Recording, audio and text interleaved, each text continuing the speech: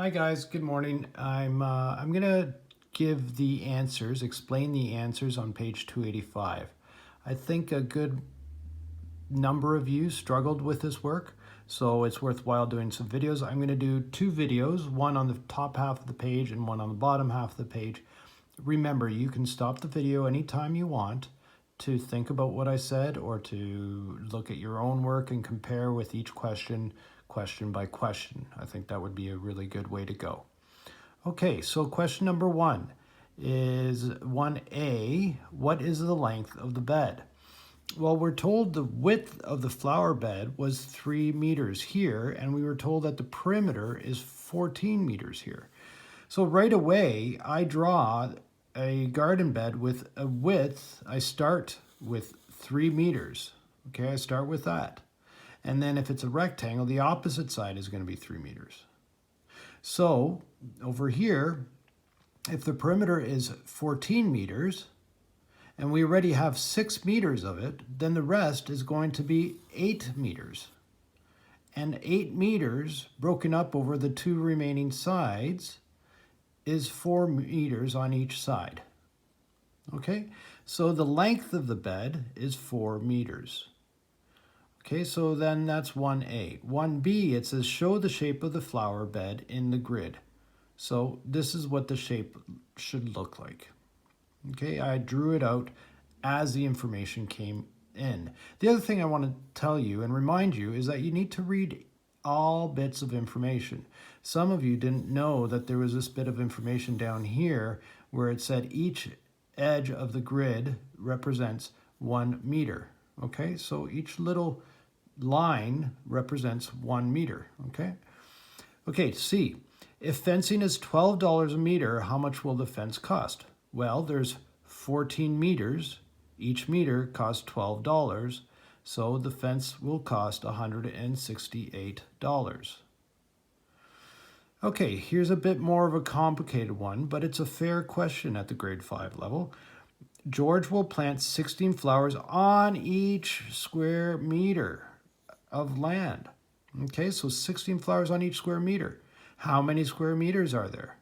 Well, there is 4 times 3. There is 1, 2, 3, 4, 5, 6, 7, 8, 9, 10, 11, 12 square meters. Okay, so 3 times 4 equals 12. We already learned how to do area, right? Length times width. So the 12 square meters, 16 flowers on each meter is 192 flowers.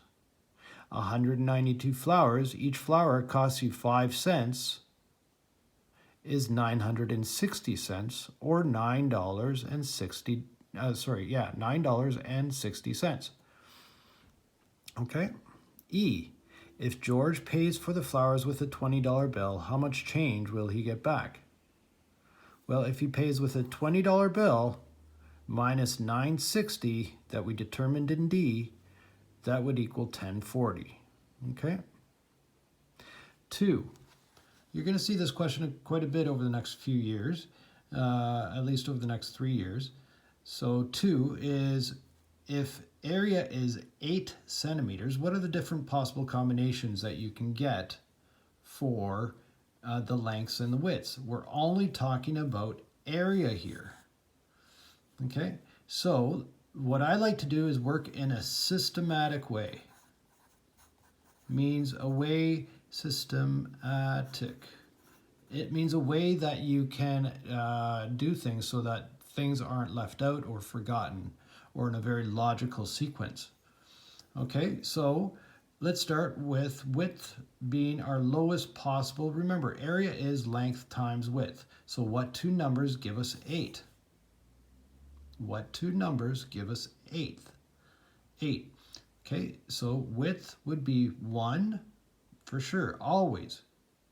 And then if the width is 1, then the length has to be 8, right? 1 times 8 equals 8 centimeters squared. So that's actually 1 centimeter and 8 centimeters. Okay, but you don't have to put it for all of these. And then just watch what happens. Does 2 multiply by anything to get us 8? Yeah, 2 times 4 equals 8. Okay, keep going higher and higher and higher. These numbers keep going higher and higher and higher. We started at 1 and we're working our way higher on the width side. Okay, so it's a little system that we like to do to make sure we don't miss possible combinations. Remember, you're trying to get all possible combinations, so you have to work a way that would not forget one possible combination. Okay, so I chose to go from a lower number to a higher number. But watch what happens. Is 1 times 8 is the opposite of 8 times 1. And you're going to get the same thing. And 2 times 4 is the opposite of 4 times 2. So you don't really need to do these last two combinations.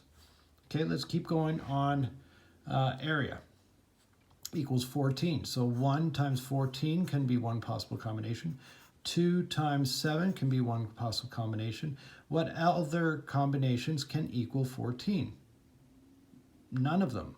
Okay, so not 3, not 5, not 6. When we get to 7, we already have accounted for 7 because it was 7 times 2. And then we keep going and we get to 14 and 14 times 1. Now for 18, 1 and 18 always. 2 times what? 9 gets you 18.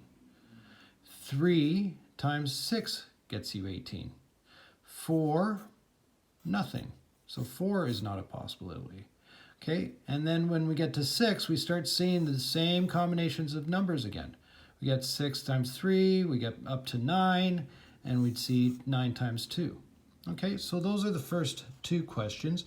I'm going to visit 4, 5, and 6 on this page in the next video.